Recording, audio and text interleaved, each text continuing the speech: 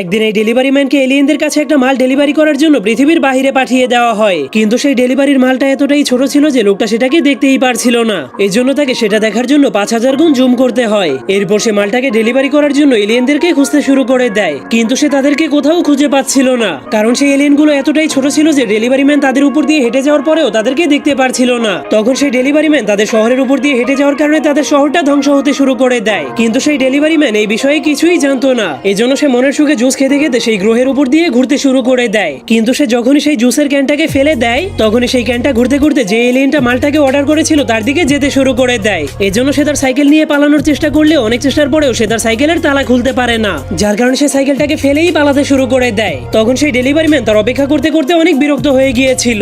এই জন্য সে এলিয়েনটাকে ডেকে আনার জন্য কল করে দেয়, কিন্তু এলিয়েনটা এত বিপদের মধ্যে তার সাথে কথা বলতে না পারার কারণে ফোনটাকে ফেলে দেয়। এরপর সে হঠাৎ করে নিচে পড়ে গেলেই যখনই সেই ক্যানটা তাকে মেরে ফেলার জন্য তার দিকে আসতে